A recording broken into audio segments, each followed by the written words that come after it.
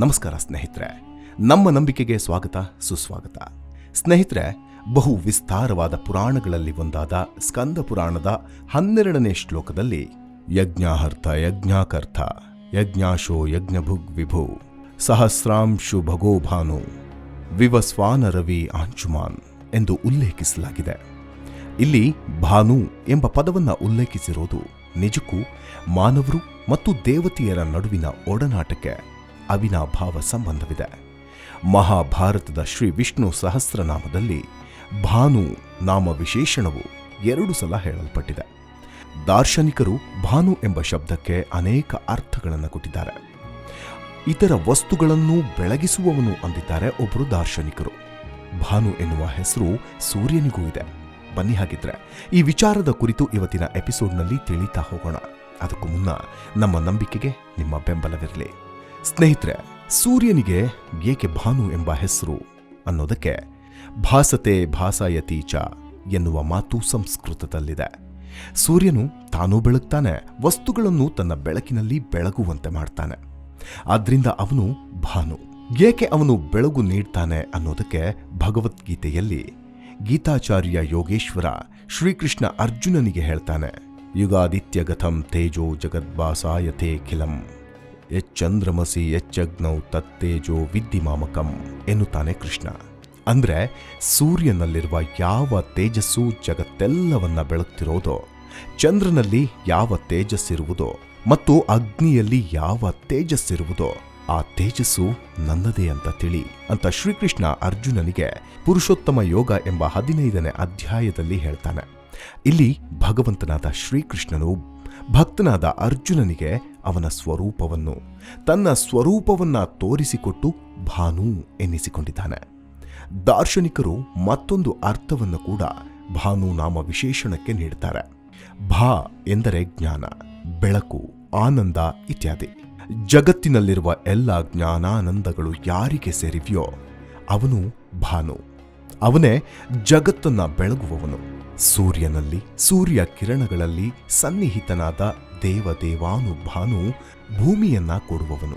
ದುಷ್ಟರಿಂದ ಕಸಿದುಕೊಂಡು ಒಳ್ಳೆಯವರಿಗೆ. ಸಂಸ್ಕೃತದ ಪ್ರತಿಯೊಂದು ಶಬ್ದಕ್ಕೂ ಅನೇಕ ಅರ್ಥಗಳಿವೆ ಅಂತಾರೆ.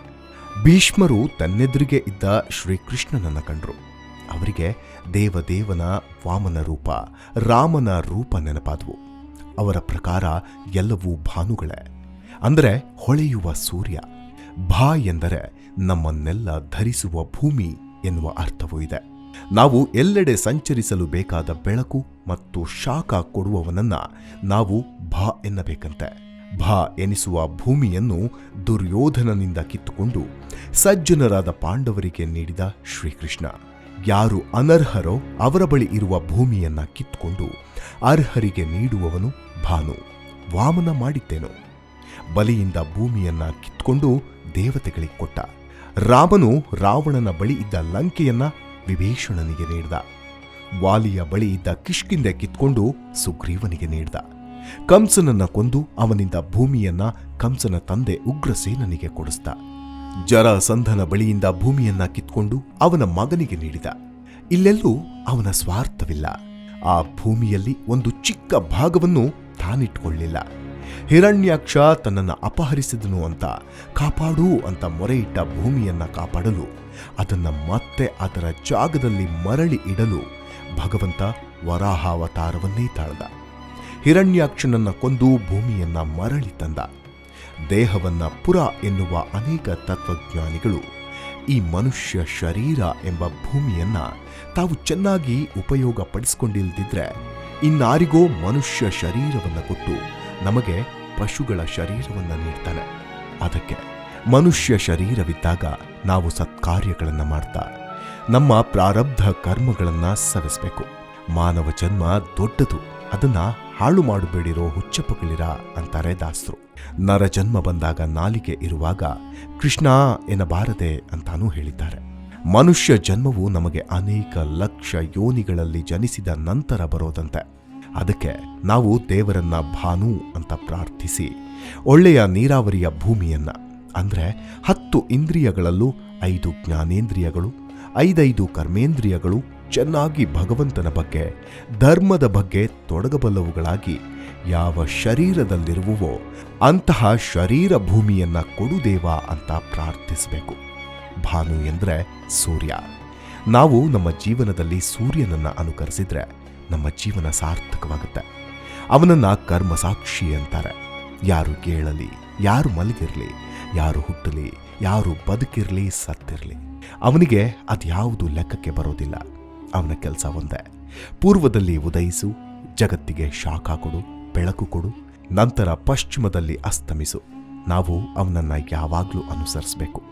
ಯಾಕಂದ್ರೆ ನಾವು ಇದ್ದಾಗ್ಲೂ, ನಾವು ಹೋದ ಮೇಲೂ ಭಾನು ಇದ್ದೇ ಇರುತ್ತೆ.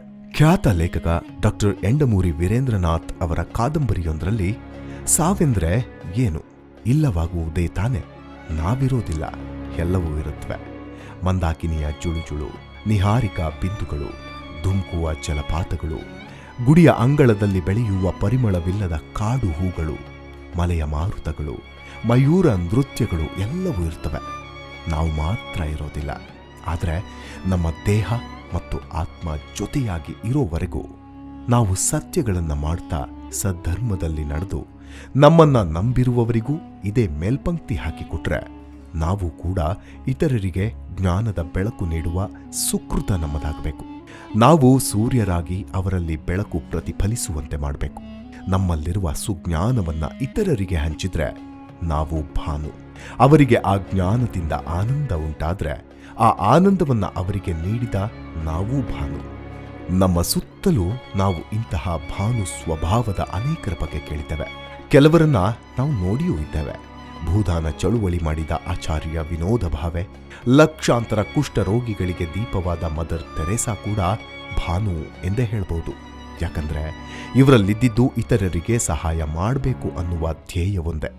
ಇತರರಿಗೆ ಸಹಾಯ ಮಾಡಲು ಮುಂದೆ ಬಂದ ಹೆಸರು ತಿಳಿದ 4 ಇದ್ರೆ ಅನಾಮಧೇಯರು ಲಕ್ಷಾಂತರ ಮಂದಿ ಇದ್ದಾರೆ. ಅವರವರ ಪ್ರದೇಶದಲ್ಲಿ ಬಡ ರೈತರ ಅಳಲು ಕೇಳಿ ಅವರಿಗೆ ಅಲ್ಲಿನ ಜಮೀನುದಾರ ನೆರವು ನೀಡಿದ್ರೆ ಅವನೂ ಭಾನು. ಯಾಕಂದ್ರೆ ಆ ಬಡ ರೈತರ ಪಾಲಿನ ಸೂರ್ಯ ಆ ಜಮೀನ್ದಾರ ಆಗ್ತಾನೆ. ಸ್ವಾರ್ಥ ರಹಿತತೆ ಇರುವ ಭಾನು ರೀತಿಯ ಜನರೂ ಇದ್ದಾರೆ. ಇಂತಹ ಕೆಲವು ನೈಜ ಮನುಷ್ಯರ ಬಗ್ಗೆ ಕೆಲ ಘಟನೆಗಳಿವೆ. ಅಹಮದಾಬಾದಿನ ಉದಯಿಂಗ್ ಬಳಿ ಒಂದು ಆಟೋ ಇತ್ತು. ಇದರ ಬಾಡಿಗೆ ಕೇವಲ ಪ್ರೀತಿ. ನಿಮಗೆ ಎಷ್ಟು ಕೊಡ್ಬೇಕನ್ಸಿದ್ರೆ ಅಷ್ಟು ಬಾಡಿಗೆ ಕೊಡ್ಬೋದಿತ್ತು. ಅನೇಕರು ಕೇವಲ 20 ರೂಪಾಯಿಗಳನ್ನ ಕೊಟ್ಟು ಹೋಗ್ತಾರೆ. ಕೆಲವರು ಅವನಿಗೊಂದು ಹಸ್ತಲಾಗವ, ಒಂದು ಆಲಿಂಗನ ಕೊಟ್ಟು ಹೋಗ್ತಾರೆ. ಅವನಿಗೆ ಬೇಸರ ಇಲ್ಲ. ಮಕ್ಕಳು, ಮುದುಕರು, ವಿಕಲಚೇತನರನ್ನ ಉಚಿತವಾಗಿ ಕರೆದೊಯ್ತಾನೆ. ಆಟೋದಲ್ಲಿ ಪ್ರಯಾಣಿಕರಿಗೆ ಓದೋಕೆ ಪುಸ್ತಕಗಳಿವೆ, ತಿನ್ನೋಕೆ ತಿಂಡಿ, ಕುಡಿಯೋಕೆ ನೀರು, ಕೇಳೋಕೆ ಹಾಡು ಮತ್ತು ಒಂದು ಪುಟ್ಟ ಫ್ಯಾನ್ ಕೂಡ ಇದೆ. ಅವನು ಪ್ರಯಾಣಿಕರನ್ನ ಸಂತಸವಾಗಿಟ್ಟು ಸಾರ್ಥಕತೆ ಪಡಿತಾನೆ. ದಲೈ ಲಾಮರ ಹಿತನುಡಿ ಹೀಗಿದೆ: ಇತರರು ಸಂತೋಷವಾಗಿರಬೇಕೆಂದು ನೀನು ಬಯಸಿದ್ರೆ ಆಗ ಅನುಕಂಪವನ್ನ ಅಭ್ಯಾಸ ಮಾಡು. ನೀನೂ ಸಂತೋಷವಾಗಿರಬೇಕೆ, ಆಗಲೂ ಅನುಕಂಪವನ್ನ ಅಭ್ಯಾಸ ಮಾಡು. ಹೌದಲ್ವೇ? ಅನುಕಂಪ ಮತ್ತು ಪರಾನುಭೂತಿ ಇದ್ರೆ ಸಾಕು, ನಾವು ಜೀವನದಲ್ಲಿ ಸಂತಸದಿಂದ ಇರ್ಬೋದು. ಇನ್ನೊಬ್ಬರನ್ನ ಕಂಡು ಅಯ್ಯೋ ಪಾಪ ಎಷ್ಟು ಕಷ್ಟದಲ್ಲಿದ್ದಾರೆ ಅಂದ್ಕೊಂಡ್ರೆ ಅದು ಅನುಕಂಪ. ಅಯ್ಯೋ ಇವರ ಬದಲು ನಾನೇ ಆ ಜಾಗದಲ್ಲಿದ್ದಿದ್ರೆ ಅಂತ ಅಂದ್ಕೊಂಡ್ರೆ ಅದು ಪರಾನುಭೂತಿ. ಇನ್ನೊಬ್ಬರ ನೋವಿಗೆ ಸ್ಪಂದಿಸುವ ಭಾವನೆ ನಮಗಿರಬೇಕು. ಕೊಯಮತ್ತೂರಿನ ವಿಶ್ವೇಶ್ ಅವರ ಜೀವನವನ್ನ ಪ್ರಾಣಿಗಳನ್ನ ಕಾಪಾಡಲು ಮತ್ತು ಶುಶ್ರೂಷೆ ಮಾಡಲು ಮುಡಿಪಾಗಿಟ್ಟಿದ್ದಾರೆ. 500ಕ್ಕೂ ಹೆಚ್ಚಿನ ಸಂಖ್ಯೆಯ ನಾಯಿಗಳನ್ನ ಕಾಪಾಡಿದ್ದಾರೆ. ಮನುಷ್ಯ ತನ್ನನ್ನ ತಾನು ಕಾಪಾಡಿಕೊಳ್ಬಲ್ಲ, ತನ್ನ ಭಾವನೆಯನ್ನ ಅಭಿವ್ಯಕ್ತಿಗೊಳಿಸಬಲ್ಲ. ಆದರೆ ಪ್ರಾಣಿಗಳು ಇದನ್ನ ಮಾಡಲಾರವು. ಅದಕ್ಕೆ ನಾನು ಅವಕ್ಕೆ ನೆರವು ನೀಡ್ತಿದ್ದೇನೆ ಅಂತಾರವರು. ನಾವು ದೇವದೇವನ ಭಾನು ನಾಮ ವಿಶೇಷಣಗಳಂತೆ ನಡೆಯಲು ಪ್ರಯತ್ನಿಸಿದ್ರೆ ನಮ್ಮ ಮಾನವ ಜನ್ಮ ಸಾರ್ಥಕವಾಗುತ್ತೆ. ನಾವೆಲ್ಲರೂ ಅರಿತರೂ ಅರಿಯದಿದ್ರೂ ಭಾನು ಜಾಗೃತನಿದ್ದಾನೆ. ಅರಿಯುವ ಪ್ರಯತ್ನ ಮಾಡೋಣ.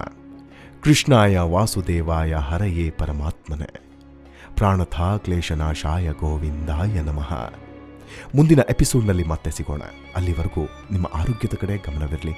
Take care. ನಮಸ್ಕಾರ.